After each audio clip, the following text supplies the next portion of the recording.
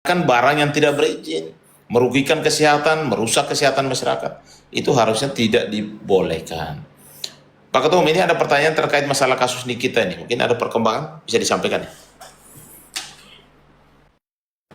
Ya, untuk kasus Nikita sendiri juga kan memang masih sedang dalam proses. Kebetulan ya kami ini para sahabat dan juga mantan-mantan pengacaranya Nikita, ya saya dan Bang Agustinus Nahak tuh beberapa kali menjadi kuasa hukumnya Nikita dalam kaitan kasus yang berbeda tentunya, tidak ada kaitan dengan kasus skincare kemarin.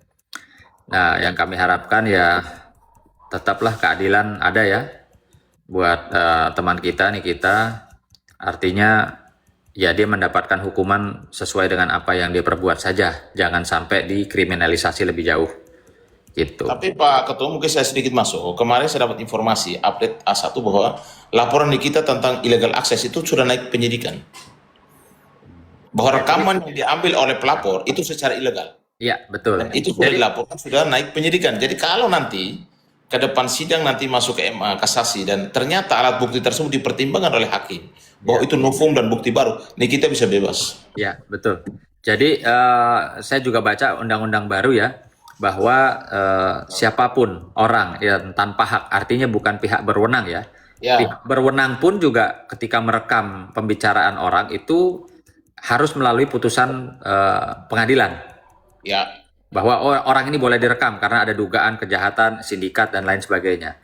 Jadi hukum yang baru itu, undang-undang baru adalah ketika kita merekam pembicaraan orang, baik itu lewat telepon atau lewat percakapan biasa tanpa seizin orang yang direkam, lalu itu disebarluaskan masuk di sosial media, lalu disebarkan ke grup WhatsApp dan lain-lain, itu ancaman hukumannya 10 tahun. Ya, betul. Ya, nggak main-main, ancaman hukumannya 10 tahun loh. Jadi berat. Kalau 10 tahun tuh bisa langsung ditahan. Langsung ditahan. Langsung ditahan. Gitu. Makanya kan kami berdua dari awal itu ketika memonitoring kasus Nikita kemarin itu, alat buktinya apa? Alat buktinya adalah rekaman. Nah, rekaman itu diambilnya melanggar undang-undang tidak gitu loh. Tapi kalau memang alat bukti itu diambil dari cara melawan hukum, ya pastinya juga harus ada konsekuensinya terhadap orang yang merekam itu gitu loh ya. Jadi ya jangan tenang-tenang aja lah. Hukum ini harus adil. Adil untuk Nikita, adil juga untuk Reza Gledis gitu loh. Jadi harus adil. Hukum tuh harus adil. Jangan berat sebelah gitu loh. Tapi memang undang-undang terbaru kita, undang-undang tahun 2003 itu juga mengatur bahwa setiap perekaman, setiap video itu harus diizin daripada direkam atau diizinkan. Kalau itu jadikan barang bukti harus ada pertimbangan dari hakim. Bolehkah barang itu jadi barang bukti atau memang kalau diambil secara ilegal itu sebenarnya tidak bisa dijadikan barang bukti. Betul, betul. Jadi makanya saya bilang bahwa di kita kenapa punya kesempatan bebas. Kalau kasus dia melaporkan illegal akses itu ternyata naik ke tahap, misalnya tahap pelaku tersangka, itu menjadi novum baru untuk pihak Mahkamah Agung dalam kasasi itu mempertimbangkan bahwa ternyata laporan mereka menggunakan alat bukti yang ilegal. Iya, betul. Hal itu terjadi, Nikita akan keluar. Bebas. Dia akan bebas. Saya yakin sekali itu karena Nikita sebenarnya kan melakukan komunikasi itu kan berdua, tapi direkam sepihak oleh seseorang. Iya, Lalu jadikan alat bukti di pengadilan. Ini harusnya dari awal pengacara Nikita sudah harus memprotes bahwa itu rekaman itu ilegal. Illegal akses. Karena ancaman hukuman tadi Pak Suno sudah sampaikan bahwa ancaman hukumannya 10 tahun dan tidak main-main. Pak Ketua, Pak Sunan, coba kita duduk sama orang, ngobrol-ngobrol, dia rekam kita. Lalu dia publikasikan omongan kita, kadang-kadang kan tidak fokus. iya. Ya kan? Lalu dia rekam, dia upload ke media sosial. Yang dirugikan siapa? Kita ini sangat dirugikan. Iya, betul. Karena kita ngomong kan tidak fokus. Harusnya dia bilang saya rekam ya pembicaraan kita. Jadi kita fokus untuk berbicara, tidak ngawur, tidak melebar kemana-mana, ya kan? Iya, betul. Ya, ini juga saya mau sampaikan kepada, ini banyak sekali kasus pelecehan seksual terhadap anak di bawah umur. Mereka biasanya menggunakan rekaman, menggunakan video untuk supaya korban itu tidak boleh banyak untuk melapor atau bertindak sesuatu, ngikutin maunya. Itu salah satu, menurut saya memang illegal access ini harus menjadi sesuatu yang harus tegas ke bawah gitu. Banyak korban urusan ini, ya kan? Iya, iya, betul. Jadi saya mau sampaikan kepada masyarakat bahwa saya tahu masyarakat banyak mendukung Nikita karena dia berani speak up. Tapi kasus hari ini Nikita saat ini masih dalam tahanan, tapi dia masih ada upaya hukum. Ya. Dan saya yakin sekali kalau illegal access ini diterima dan sebagai novum baru di kasasi, Nikita bisa dikeluarkan, dia bisa bebas. Ya, jadi kalian tidak usah khawatir terkait dengan proses hukum yang saat ini kita hadapi. Ini banyak juga kasus, contoh kasusnya apa namanya saudara Inara Mawa cinta segitiga ini, Inara Mawa dan Fahmi ya. Jadi yang menikah siri saya hanya sampaikan saja ya. Anda menikah siri itu di nikah siri, nikah adat, nikah agama memang diakui oleh agama masing-masing dan adat wilayah tertentu, tapi tidak diakui oleh konstitusi kita. Saya mengakui kok. Tentunya dengan niat baik ya. Tapi secara undang-undang tidak diakui. Selama nikah siri tersebut tidak mendapatkan izin dari para istri sah atau istri pertama, saudara bisa istri sah bisa melaporkan kepada pihak penegak hukum terkait dengan. Tapi jangan salah, Bung Nahak. Banyak para pejabat petinggi kita juga memiliki istri lebih dari satu, ya, gitu loh. Tapi istrinya kan diam karena dia sudah dapat izin. Tapi kalau istri pertama tidak mendapat izin karena Nggak mungkin lah, nggak mungkin.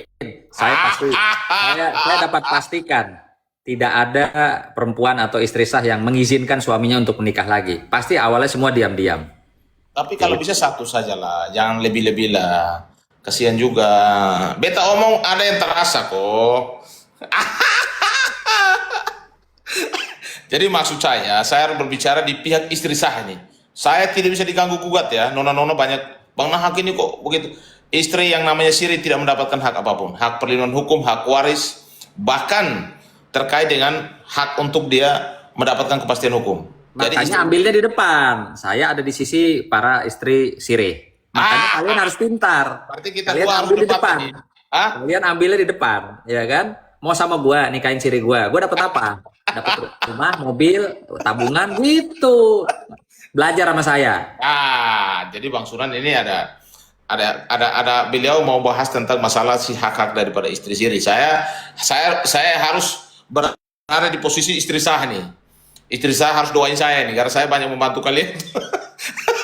Jadi maksud saya, kalian harus tahu bahwa istri siri tidak mendapatkan hak konstitusi, hak waris, hak misalnya perlindungan hukum, kapan saja bisa diceraikan. Tidak ada konsekuensi hukum. Tapi mereka tidak butuh hak yang apa disampaikan oleh Bung Nahak. Yang mereka butuhkan adalah hak mendapatkan rumah, apartemen, mobil, tabungan, tas Hermes, sepatu Louboutin. Itu yang mereka butuhkan, bukan undang-undang. Tapi jangan salah, ketika itu ketahuan istri sah, semua bisa disita. Semua bisa diambil karena itu harta bersama, harta dari suaminya. Oke. Jadi nona-nona, saya sampaikan kepada nona-nona. Makanya jangan flexing kalau dibeliin, jangan flexing, belagak biasa. Itu benar, jangan. Triknya, kalau mau belajar. Kalau dibeliin itu tidak boleh flexing, kamu diam-diam saja karena kamu tidak punya hak apa-apa. Kalau mau belajar, bergurulah sama saya. Jadi kalau kalian istri siri punya masalah, hubungi Pak Sunan. Kalau istri sah punya masalah, hubungi saya. Kenapa Ketum? Saya mau sampaikan kepada kalian semua bahwa istri sah itu tidak bisa diganggu gugat. Itu seperti Ibu Suri. Dia punya hak hukum, punya hak waris. Ketika mau cerai pun harus lewat pengadilan. Kalau istri siri, istri nikah secara agama atau nikah secara gereja dan adat, itu hanya WA saja boleh. Tidak perlu harus ke pengadilan karena tidak diakui oleh konstitusi kita. Nah, itu ada WhatsApp tuh dari istri keduanya tuh, ada WhatsApp tuh, coba dibaca dulu, Bung Nahak. Coba lihat di HP ada istri keduanya Bang Nahak tuh, istri sirihnya tuh, barusan WA tuh, coba dibaca. Beta sonada. Jadi saya istri-istri sirih harus mendoakan Bang Nahak. Saya Dewan Etik Perlindungan Perempuan yang berdiri di depan kalian membela istri-istri yang sah. Sah kok tidak? Sah. Jadi kalau istri-istri siri yang punya masalah hukum, silakan konsultasi dengan Bang Sunan. Beliau bisa membantu. Sebenarnya istri siri itu sedikit punya persoalan ya. Karena begini, ya kalau itu istri siri ya, apalagi hanya pacar. Dibelikan rumah, dibelikan apa, dikasih duit, transfer, ketahuan, disita lagi. Itu namanya penggelapan. Itu.